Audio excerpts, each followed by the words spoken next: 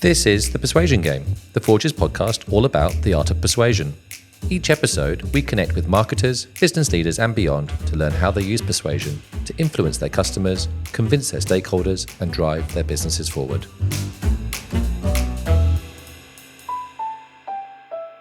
Hello, Laura. How are you, Adam? I'm very well today. Yeah, all good. We are in this period of the British weather, which seems to be like Benidorm, pure blue skies, sun's out every day. I don't know when this podcast is going to be going out to our listeners, but yeah, there was that bit back in March where it was like 6 weeks of sunshine. It's almost cruel just knowing how quickly it's going to fade and yes, the grey will return. But yes, let's enjoy it while we can, huh? Absolutely. So today we're going to be talking all about portfolio. Again, it continues to be a really interesting topic for us at The Forge. Lots of our clients have been coming to The Forge with portfolio questions. And we've got another brilliant guest today, someone that you think would be great for this discussion. Who have we got coming on today, Laura? Well, actually, thanks to the very able and eloquent Dan Quinn, we have managed to persuade Sally Smallman, who is the Global Consumer Planning Director of Whiskies at Diageo, to come and join us. And I think it's a fabulous opportunity. The category is synonymous with so many of Diageo brands, sort of from luxury to sort of everyday whiskies is something that Diageo do night and day. They also have such iconic brands. It's not a kind of one size fits all. They really have interesting differentiated positionings. And I think understanding how they do that whilst growing the category overall is going to be fascinating. Yeah, and if I had £1 for any time someone said that Diageo was a standout example of a business doing really well, I think I'd be very, very wealthy. And you wouldn't be doing the podcast. Yeah. So I'm very, very excited to have our first Diageo guest on this podcast. Fabulous.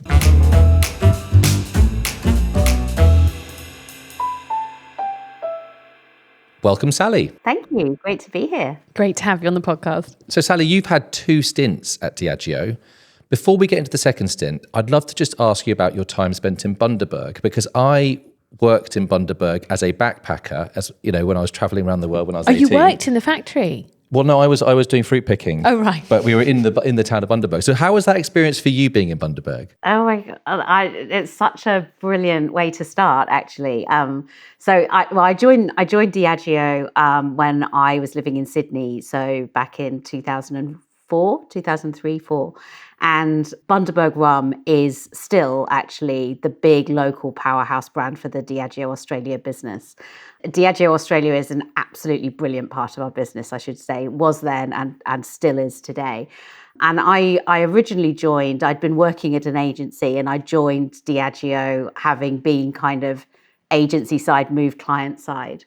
And I had worked at a client organisation before in London before I moved to Australia, but this was kind of the first time I'd really worked at a big FMCG company. And then having worked there for probably about 12 months, I obviously knew what Bundaberg was as a brand in terms of its role within the business. And then I went to Queensland for the first time, which is where Bundaberg is in Northern Australia. I went to Brisbane and I told the taxi driver that I worked for Bundaberg, and I literally felt like a queen. It was the best feeling. I mean, when you go to Bundaberg, the town, it's a small, remote place, the biggest heart in the world, and it makes this incredible rum, which is, loved all over Australia. It really is sort of the epicenter of that town. Now it kind of reminds me a little bit of some of the towns in Scotland where we have our Scotch distilleries as well. It's the heart and soul of the community, and what it does over time really, really matters. And it gives the brands unbeatable authenticity, I suppose. But yeah, I will never forget the taxi driver. So you left Diageo at the end of 2012, but then came back in 2017. What have you been doing since you came back? Yeah, so I joined Diageo in Amsterdam at that point. So I'd previously been living in Sydney, as I said, in Australia. I'm originally from the UK, married to a POM as well. Had my son in Australia and gradually sort of slowly became more and more homesick and feeling like we were a long way away. And so it was quite a personal reason actually for wanting to move back. But I was hugely fortunate because the global brand team on Johnnie Walker is based here in Amsterdam. And if there had been one job that I'd really wanted to do when I was at Diageo in the first stint, it was be the global planning director on Johnnie Walker. Andrew Gagan, who was the head of consumer planning at Diageo at the time, kind of called me and said, like, this is your moment if you still want it. So I put my hat in the ring and I was lucky enough to get it. So I joined the global brand teams at Diageo at that point. And since then, I've worked, well, obviously on Johnny Walker for the first few years, and then across really whiskies, gins, more recently, our premium brands. I've had quite a few different roles over the last 7 years. It's such a privilege because you work with people in such a massive variety of cultures. But the lovely thing about working on Johnny Walker is the central role it plays in the portfolio, kind of in almost every Diageo market. So yeah, it's a big responsibility, but it was a privilege too. I think Diageo is remarkable in that, like you mentioned Johnny Walker being such an exciting brand to work on, but there are so many others within the kind of stable of brands across all those different categories. You know, just to name a few, so Smirnoff and Captain Morgan and Don Julio, or Tanqueray, Gordon's, you know, or Guinness in beer. I mean, these are amazing brands. What do you think is the secret to some of that success of having so many leading brands in different categories? I've always felt it was an incredibly privileged position to be in, actually, because yes, they're a big brand and yes, they're worth a lot and yes, they're available in lots of countries. But what that really means is that lots and lots of people all around the world really love choosing our brands, you know, really love having a Johnny Walker highball or a pint of Guinness or whatever it happens to be. And, you know, we shouldn't forget that ever. This is, you know, ordinary people, when it comes to their moment of socializing, when it comes to that moment they want to share with their friends, what do they choose? You know, in whiskies, 1 in 4 times they choose a Diageo whiskey. And I think one of the really critical things is actually recognizing that with branding, you're building a reputation, both sort of functionally for the quality of the product, for the way you show up on the shelf or in the bar, and you're building a relationship emotionally. You know, you want people to always prefer your brand and you want people to be excited about what your brand is doing and to care. I think at their very best, our brands can create that kind of connection. That's not to say that we can rest on our laurels from a recruitment perspective. Like, we all know how brands grow probably inside out, I would say, in terms of the theory there and what's been proven. But I think there is, an amazing amount of love around the world for brands. I think one of the things you've tapped into that's so interesting about your brands is they're very established, but they also have a real sense of energy to them. Like, there's a sense of them having heritage, but not being staid or stale, which is actually quite an easy trap to fall into in the spirits world, right? I'm just wondering if you have a sort of secret sauce or a way of approaching that kind of consistency of brand building whilst also tapping into culture and being really relevant. Remembering the human who's at the heart of the decision making, as I was saying, I think that's absolutely critical. And Diageo is well known for being very consumer centric.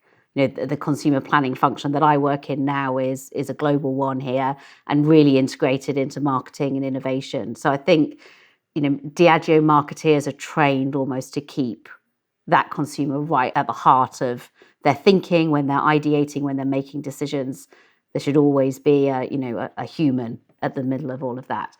And I think the other thing that Diageo's been very committed to really the whole time the business has existed is the Diageo way of brand building, or dweeb, we call it internally. But this is, you know, the Bible really on how we build brands over time. And it's an ever evolving thing. More recently, we have had a big focus on culture, in particular brand, you know, vibrancy and culture. We've also done a lot of work around how you harness kind of creativity on one hand, but then with very precise deployment on the other hand. So sort of we talk about famous ideas precisely deployed and that kind of thing. And I think that's something that just reflects the era of marketing that we're now in and what's become possible over the last, you know, sort of 10 years in terms of technical advancements around marketing. But everybody in Diageo who comes into marketing and actually people beyond are trained in that Diageo way of brand building. And it's not a really rigid, you know, box ticking exercise. it's built to make you think, and it's built with empathy for the consumer within it, and with a sense of restlessness and always wanting to be better next time. One thing that's interesting hearing you say that was you talked about the opportunity to precisely deploy in the kind of new landscape. And you mentioned that you see it as an opportunity. I'm quite struck by that because at Advertising Week, I definitely got the impression that there were a lot of brands that saw the new media landscape as almost a bit of a disadvantage, especially if you were a bigger brand, because cutting through was harder. It was much more sort of flat structure and it was harder to get attention. What's your perspective on, the opportunities that you have, and do you think that fits well with the kind of Diageo restless culture? It's really interesting, actually, because I think there's no doubt that, the number of media touch points that the average person is exposed to was, I don't know, I think it was 500 20 years ago or something, and today it's 15,000 and it's growing and like exponentially every year, and it's a crazy amount. I think the risk that faces big brands is that they're too concerned with almost the legacy of what they've done before in terms of how they've connected with consumers. It's very exciting, I think, when you launch a new brand, and reflecting when we launch innovation as well, it's very easy to have a very tight plan to really disproportionately invest in certain touch points to have a very unique identity. But when you've got sort of a big sprawling brand that's widely available, across multiple channels, it just tends to proliferate if you're not careful. And then you end up being a little bit present everywhere, which basically means being kind of invisible, because you're never cutting through. So I think the challenge for more established brands in the new context is to be really choiceful and to really be brave in terms of overcommitment to certain touch points and the ones that you think will make the biggest difference. One thing that struck me about what you just said there was having your heritage lead too much, what you're doing next. But actually, if you think about some of the biggest Diageo brands, you've got 25 years of Keep On Walking, or Guinness is made of more. And I think, again, many of our listeners working at other brands would be really envious of having those platforms. How do you strike the right balance then between staying true to that kind of heritage whilst also breaking new ground?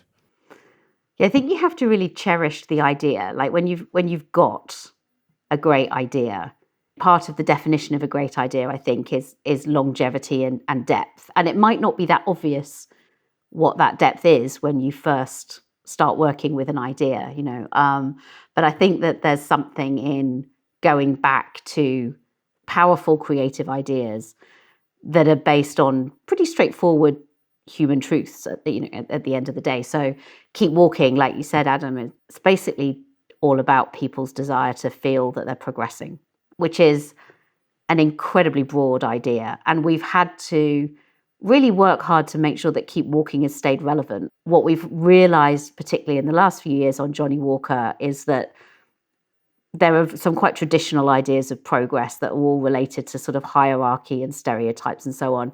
And as soon as the brand goes into that space, you get a very flat response from consumers. It's not their definition of progress anymore. But also people want to feel a sense of progress in their everyday. It's not all about what can I achieve in a year. It's, do I feel good about what I've done today, this week, recently? There's an immediacy around progress, which needs to be true within what we do on Johnnie Walker, if we really want it to resonate. But you mentioned Guinness as well. Guinness is such an amazing brand, I think, from the way that we've built that over the last few years, and all credit to this is nothing to do with me, all credit to the Guinness global brand team. But I think there's just a truth in the power of community, and Guinness has found so many interesting ways to explore that idea, which means they've been able to keep it fresh. That's the secret sauce at the end of the day. But I think what is really difficult about that is sometimes a great idea doesn't look like a great idea, or it could, you need to know how to nurture it. And we've got some incredible, agency partners who help us to do that.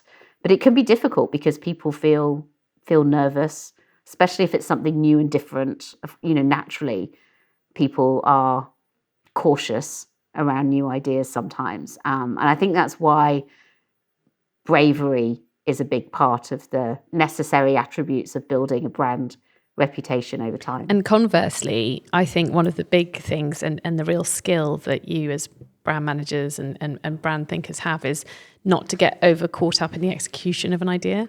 Because sometimes, something can be presented to you with sort of huge bells and whistles and feel really exciting, and actually being able to sort of interrogate it, what's underneath it, and how sustainable is that over years, rather than just sort of one big campaign, one big splash is a real art. Yeah, our marketing at its best is able to do that. I think Bailey's actually is a great example. The kind of realization a few years ago that Bailey's isn't an alcoholic drink in the same way as all others. It's actually a treat. And then instantly the kind of playing field that opened up for the brand. But it took time. And if you're going to build a reputation like that, and shift almost from being a bit of a Christmas drink into being a genuine treat that people will reach for in those moments of their week, you have to do that very intentionally. And the bigger the brand is, almost, I think, the more intentional you actually have to be.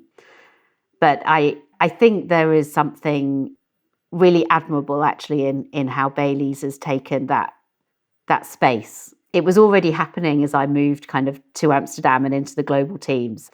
But I know the planning lead on that team quite well. And I can sort of remember those early days where people weren't as convinced it was a good idea. And yet now we've had, the incredible success we have.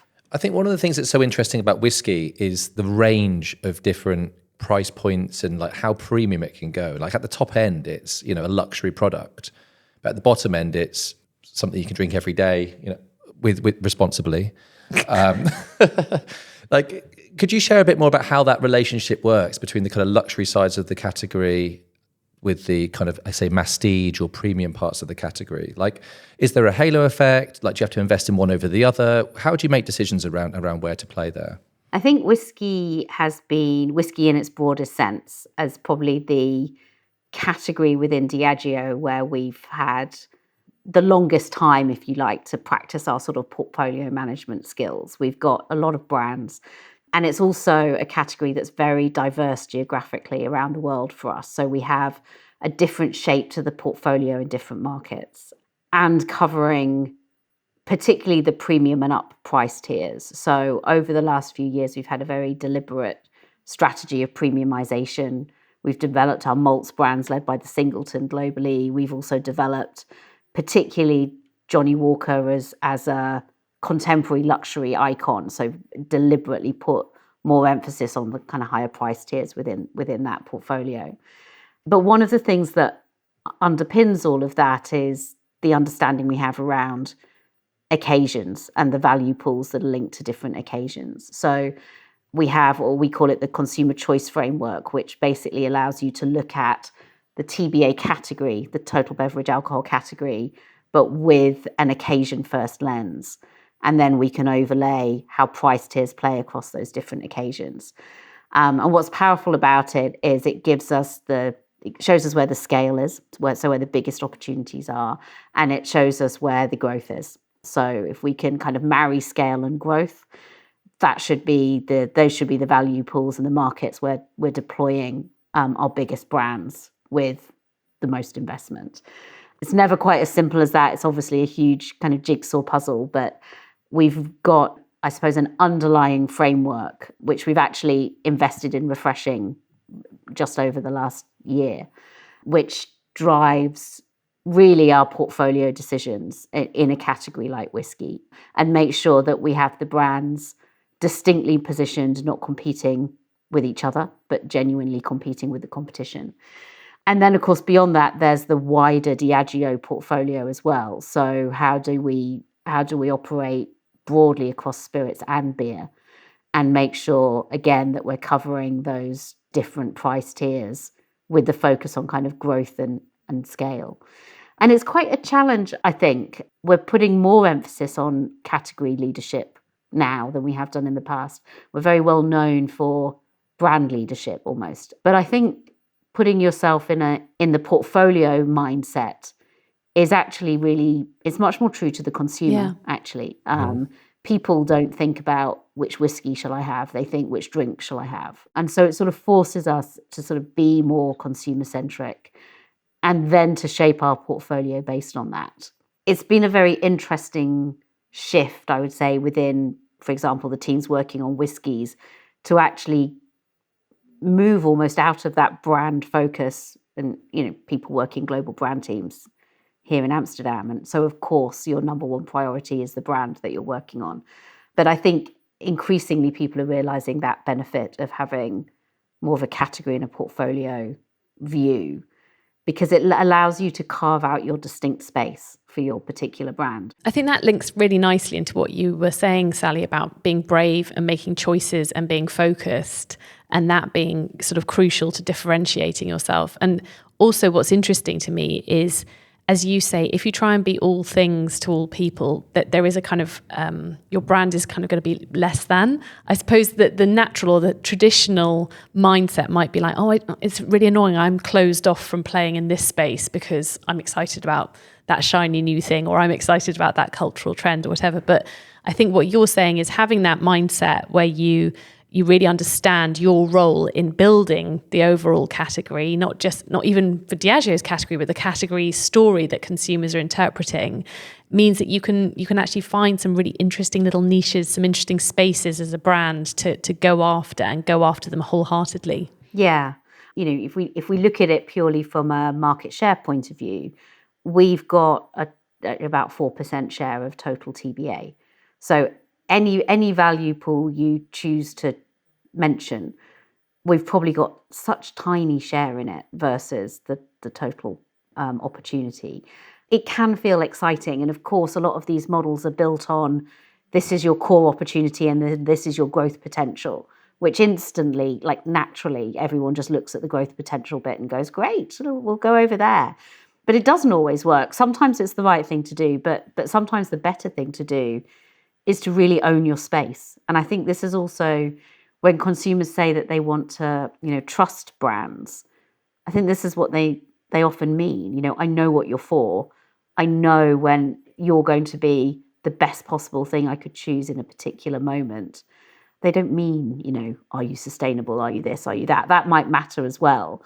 But what trust really means is show up reliably and be a great quality experience for me. And if you can do that, then I trust you. I also think there is, we do operate with a lot of brands that are category leaders, but we also operate with a lot of, small brands. We've got a beautiful luxury single malt called Mortlach, which is mainly in Asia Pacific. These are very, very small, but should be very highly talkable brands. And they add to the interest and the excitement and the intrigue, particularly of a category like whiskies, where consumers want it to be crafted and special, and they appreciate those elements of the category as well. I don't think big brands should be scared of small brands. Actually, like the small brands create noise and energy and excitement in a category. They create loads of diversity. And actually often it's the big brands that actually benefit from a lot of that noise. So one thing that was really striking to me was when you were talking about how if you're going to be consumer centric, you're going to acknowledge that people choose different things on different occasions. And that is 100% true. And it's also sort of quietly revolutionary, because what it means is you can't really have your sort of target consumer in quite the same way, because, you're not going to say like, oh, that's Tim and his Johnny Walker, morning, noon and night, always the same choices, right? So my question was, how do you share or create a culture of sharing insights around different consumer groups across your portfolio so everyone has a good understanding of who they're appealing to on each occasion? Yeah, it's such a live topic. So one of the things that we are talking about a lot internally at the moment is this idea of conscious learning. So we've always been an organization that has had a lot of information. We're very fortunate, really, that we operate in an industry that is pretty well monitored. And we have a lot of information ourselves, and we have quite a big learning agenda, really. So markets will learn, the global teams will learn. We've always had that kind of commitment to learning and kind of hearing from the consumer and really making data-based decisions rather than it being sort of all intuition or just an individual person's judgment. But one of the things that we have realized is that the actual flow of learning around the organization could be improved. So there's a lot of people with a lot of knowledge, but we're still a little bit in that phase of you need to know who those people are and then you can reach out to them. What we're looking at the moment is how do we kind of take our learning and unlock the value of it, particularly using tools like AI, but also introducing a different sort of behavior around learning, which is, the real power of the learning we do is how far you share it, not the fact that you do it in the first place. Almost a bit of a partnership really of a different behavior, which is more about being externally curious and really thinking about the so what of what we're hearing, partnered up with use of the kind of emerging technology and all of those evolving tools to actually make sure that our learning genuinely goes all the way across the organization and doesn't just stay in pockets.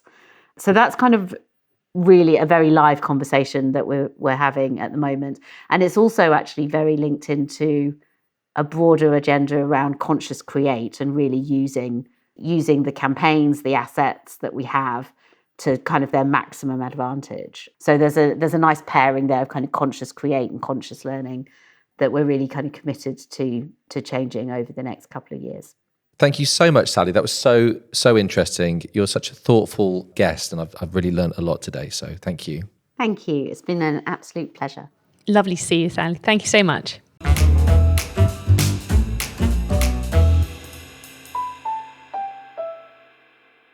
Laura, what a brilliant guest. Thank you for getting Sally on the podcast. What do you enjoy about that talk? Well, I enjoyed loads of it, but I think the big sort of takeaway I would have is her argument, which is extremely powerful, which is having a portfolio mindset is actually the best way to have a consumer-centric mindset.